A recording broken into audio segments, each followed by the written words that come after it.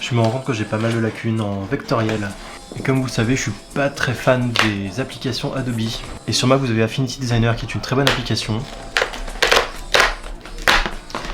Et ils ont sorti un livre. Voilà. Le workbook, avec apparemment pas mal d'explications sur justement comment s'améliorer au niveau vectoriel et comment bien utiliser tous les outils.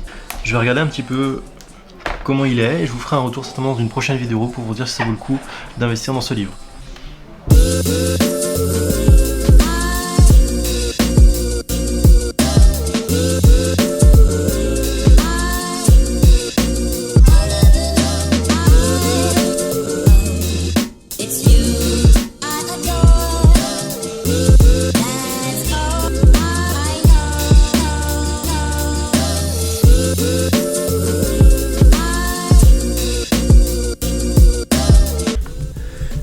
Stéphane m'a demandé en commentaire de ma dernière vidéo comment faire un bon brief pour un designer. La question n'est pas évidente car elle dépend avant tout du designer, de sa capacité à comprendre votre besoin et surtout à être autonome. C'est aussi au designer lui-même de guider le client afin de lui demander tous les éléments dont il aura besoin afin de bien réaliser sa mission. Je vais donc essayer de vous lister un peu tous les éléments à fournir au designer afin que votre brief soit le plus complet suivant votre besoin.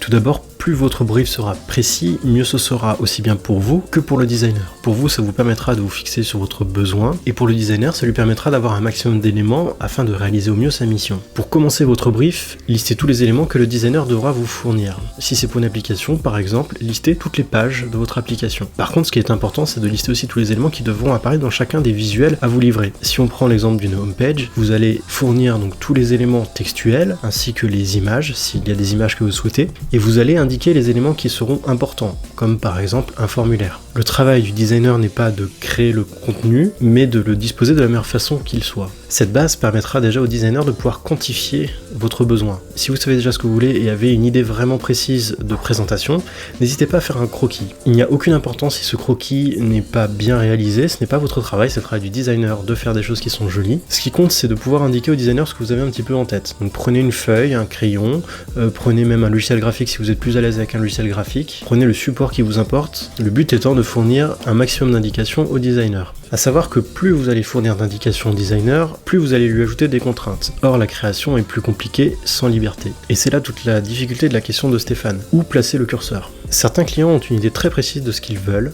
d'autres pas du tout et vont plutôt faire confiance au designer. Dans les deux cas, il est aussi toujours intéressant de partager des visuels qui vous plaisent, que vous avez croisés sur internet, donc via des liens, via des images que vous mettrez par exemple dans votre mail ou dans votre document de brief. Le but est de pouvoir donner une direction graphique au designer. Il est d'ailleurs souvent plus facile de dire ce que l'on n'aime pas et il ne faut pas hésiter à le faire. N'hésitez pas aussi à envoyer des liens vers vos concurrents, même si ce sont des concurrents indirects, et à indiquer au designer si vous souhaitez être proche ou plutôt complètement éloigné de leur univers. Tout va dépendre aussi de l'expérience du designer. Un junior va avoir besoin de beaucoup de contraintes et d'être beaucoup accompagné, tandis qu'un senior aura besoin de plus de liberté, afin de profiter pleinement de son expérience et de ses recommandations.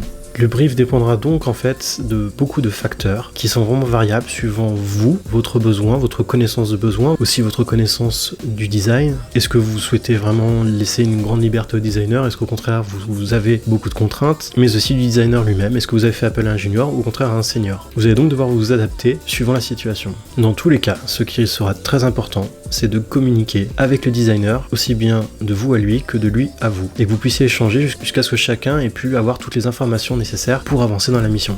J'espère Stéphane avoir répondu à ta question. Si j'ai oublié des informations, n'hésitez pas à le dire en commentaire, à le partager avec les autres. En attendant, abonnez-vous, likez, partagez et on se retrouve très vite.